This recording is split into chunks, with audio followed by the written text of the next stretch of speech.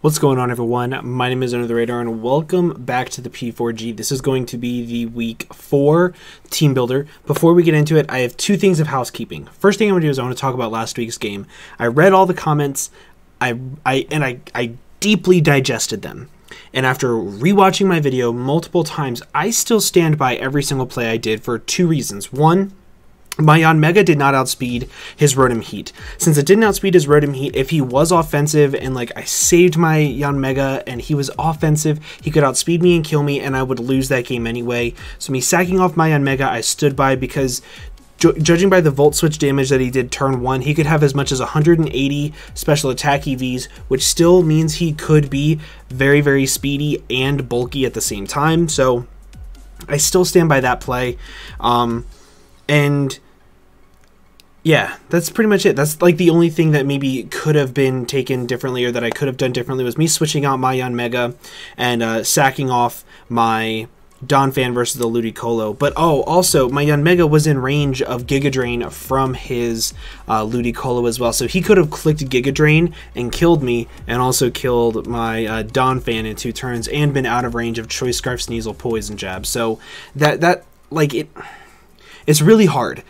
After the fact, knowing that his Rotom Heat is fully Fizz Def, it's really easy to say, yeah, I made the bad play, I made the wrong call, but ultimately it was a 50-50 that stemmed down from the damage that his Rotom did to me on turn 1 and that I thought he could have been offensive. So that kind of sort of sucks.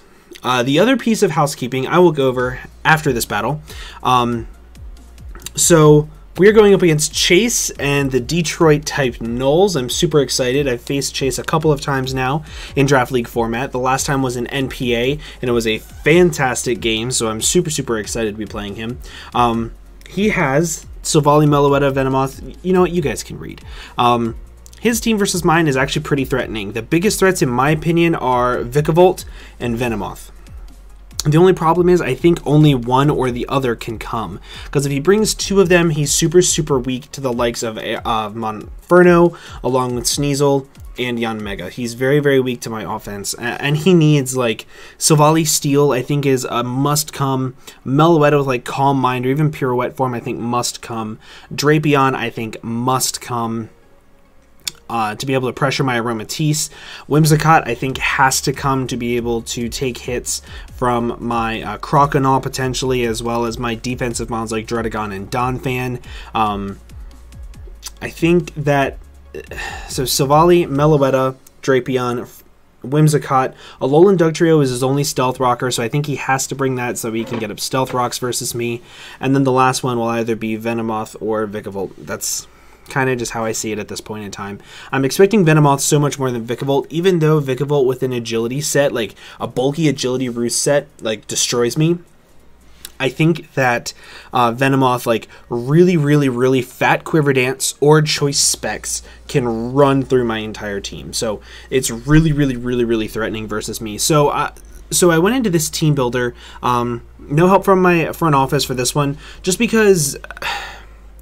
So my front office, I use them a lot for perfecting EVs and for mocks. I don't really go to them a whole lot for build me a team and then I'll see how I like it. I go for them for okay, this is kind of how I want to win. Do you see any ways that could really help with that? Like in NPA, for example, if I say I want to win with Choice Scarfed Thundurus, doing what it has to do, they'll be okay, well, Double Dance Lando really helps support that, it helps take out its checks, and then I can kind of sort of start to build around that. So for this one, I had no help from them, as well as next week, I've not had any help again for them. I've just had mocks with them. And the team performed really, really well in mocks, just because I feel like for the first time since ever with this team, I'm able to build, and I'm able to build the way I prefer to build, which is have a win con and set the rest of the team up to make that one win con work. I feel like this entire season I've just been okay, well, this does work, as does this, and so does this, so I'm just bringing a bunch of things that do well, instead of okay, I want to win this way, let me build a team to set up that win. So let's just go ahead and hop right into this team, because I feel as though this team is pretty self-explanatory. The way I want to win this week is with Yanmega. Just Choice Scarfed Tinted Lens Yanmega, enough speed to outspeed the base 90 Mon, which is Venomoth. I do not have enough speed to outspeed Scarf Silvally, because if you start Scarf Silvally, he's normal Silvally, which is less than ideal. I don't think he'll be that. I think he needs to be Steel Silvally. Bug Buzz, U-Turn, Air Slash, and Tailwind. Tailwind is there for something that's a little bit more niche that I'll get into at the end, but ultimately, Bug Buzz just does a crap ton to literally his entire team. His best switch into it, I think, is Turtonator. Excuse me. Sorry, I've been drinking and I have hiccups. Anyway, also, don't drink if you're underage, kids. It's illegal. I'm a law student. Don't do that. So yeah, this thing is just... It does so well against him. So I really think that this is the way that I want to win this game, by just spamming a move late game, trying to get the chip damage I need to be able to spam Bug Buzz versus him, because Bug Buzz does hit so hard, and this outspeeds everything on his entire team aside from Scarf Frogadier, Scarf Alolan Dugtrio, and Scarf Silvally, Scarf Whimsicott. So like Scarfers basically. So if he doesn't have any of those, or if he has like poor ones, this can sweep. And the easiest way for me to be able to do that is I need to pressure certain Mons. I need to pressure Turtonator to be able to get this thing in. Oh, this also is able to outspeed +2 Vikavolt as well as +2 Turtonator with Agility and Shell Smash. So that's where that came from. So I need to pressure things like the Drapion to get a little bit of chip damage on it. I need to pressure Silvally Steel to get a little bit of chip damage on it. And I need to pressure things like Hakamo-O and Alolan Dugtrio. The easiest way for me to do that with a little bit more offense is another Choice Scarfer in Monferno. Again, enough speed to outspeed Turtonator and Vikavolt to +2. If you like, as you can see, this does it, so does Yanmega. I'm bringing Blaze with Flare Blitz, U-Turn, Close Combat, Will-O-Wisp. Close Combat and Flare Blitz are going to be really spammable versus him, because his Fire Resist is Frogadier, which I two-shot. Actually, it's Turtonator, which quad resists it, but Close Combat still does a crap ton of damage to it. And another one that could possibly switch in would be Drapion, expecting like maybe a U-Turn, excuse me. So if he switches in Drapion on me, what I want to be able to do is if I click U-turn first, I want to be able to predict that next time to give my Yanmega a little bit better of a chance to do what it needs to do. So I have Will-O-Wisp on there just as the coverage move. I might be able to burn some stuff, get a little bit of chip damage on it in the late game. Could be cool. So another offensive pivot. U-turn is like my favorite move in the entire game. So having 2 offensive mons with U-turn, and then as you can see, I'm bringing the rest bulk. I'm going to skip over Donphan for now, and I'm going to go right over here. This is where the Tailwind on Yanmega comes in. This thing literally kills everything. It doesn't live every hit from everything. Also, this is kind of what I was talking about with Dan's team, like with the Rotom. Him bringing 180 attack EVs, him being speedy enough to outspeed some stuff, and him having a lot of bulk. So it could have been to where he was offensive. Either way. Ground DMZ with Earthquake, it deals with Silvally Steel, it deals with Drapion, it deals with Turtonator, it deals with everything. Rock Slide deals with Vikavolt, which is his only answer to Meteor Mash, and then Bullet Punch for priority deals with things like Meloetta, Venomoth if it's set up, along with Whimsicott, to be able to get a lot of damage off on Whimsicott. So, late game, if I see that maybe Yanmega can't sweep. Maybe he has like a full health Silvally Steel, he has a Drapion, and he has Venomoth left. Like, let's say those are his last ones. This thing can't one-shot Drapion. It can one-shot Venomoth, and it can't one-shot Silvally Steel. However, this thing can one-shot every single one of them.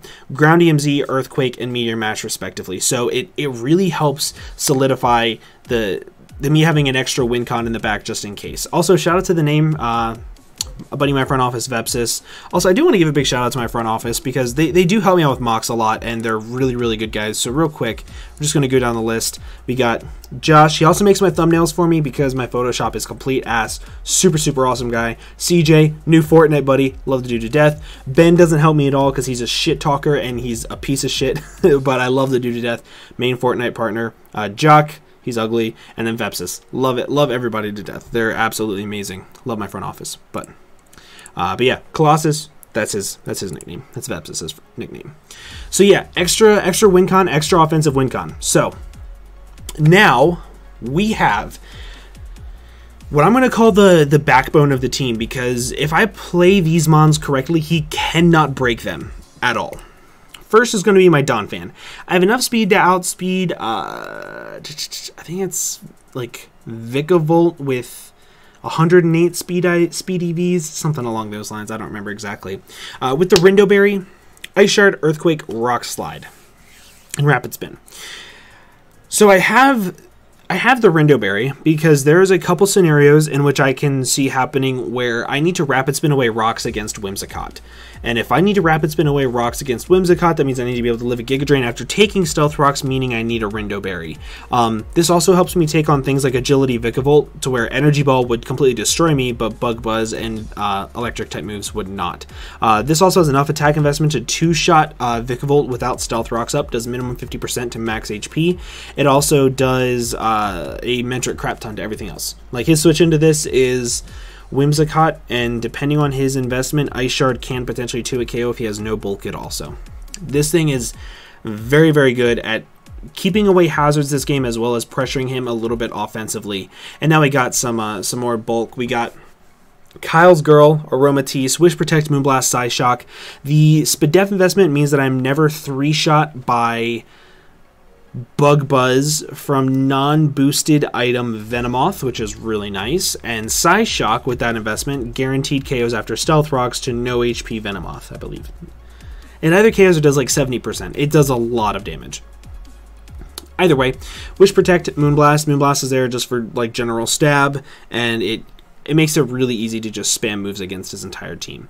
Very, very, very, very good check to a lot of things.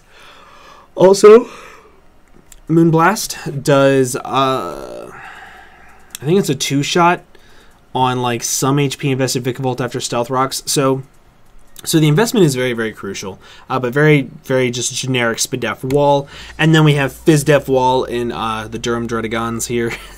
We have Fizdef Druddigon, completely standard, just Stealth Rocks, Earthquake, Dragon Claw, Gunk Shot. It has the coverage it needs to be able to force in the main switch into this thing.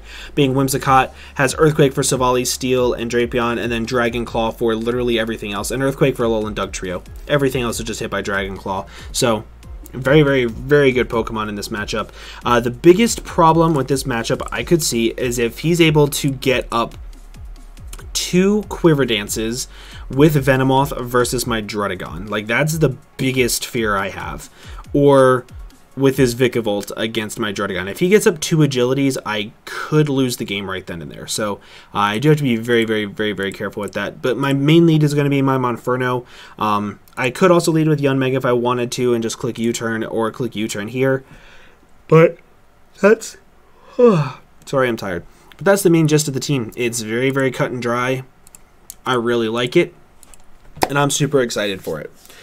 Also, let's go ahead and talk a little bit about the next piece of housekeeping. This is super important, so if you stuck around, good, because you're going to want to be here for this. Starting week 5, so after this game, I have made 4 transactions. I used all 4 of my transactions to drop Yanmega, Monferno, Lantern, and Musharna to pick up Machamp, Xatu, Ninetales, Victory Bell. So what this did for me is it did a couple of different things. It gave me a super offensive mon in Machamp with like guts, really good physical wall breaker, which kind of sort of took the place of Monferno and gave me a little bit more offense in it. I got Xatu, which is another Psychic type, which can be bulky with pivoting, with U-turn, as well as keeping away hazards with both Defog and Magic Bounce. Super, super crucial in that role, and that takes a lot of pressure off of Donphan. So now, if I need to, I could bring Donphan as just a Stealth Rocker, and I don't need to pack Rapid Spin, because I could have Magic Bounce Xatu, or something along those lines. Then I picked up Ninetales Victory Bell. I picked up Ninetales Victory Bell because I'm losing my Electric type. So that means that I need to have a really offensive grass type, and I'm sorry Carnivine, but you're just not good enough. And the best grass type that was still available with a partner was Victory Bell plus Sun. The Ninetales in Sun gives me a really good Spadef wall breaker with like Fire EMZ, Grassy EMZ, everything like that with Energy Ball, Solar Beam. and setting up the sun to be able to just nuke things with a really good, strong fire type. And now that I have a magic bouncer and a really good rapid spinner, I'm pretty set with my ways of making sure that my Ninetales doesn't get chipped down. And then I have weather on top of it all with Victory Bell. So I made 4 transactions, really happy with it. I'm trying to trade away Carnivine for like some type of low tier thing that nobody else wants, like Emolga or something. Not just an electric type, but God, I'm tired. Either way, that is the team for Chase. Super excited for this game. Super excited for this game. If you guys did enjoy, make sure to leave a like down below for me. Also, make sure you go check out Chase's channel. His links will be down in the description below. But with that, I'm going to go ahead and get on out of here. Thank you all so much for watching, and I'll see you all in the next video. Bye-bye.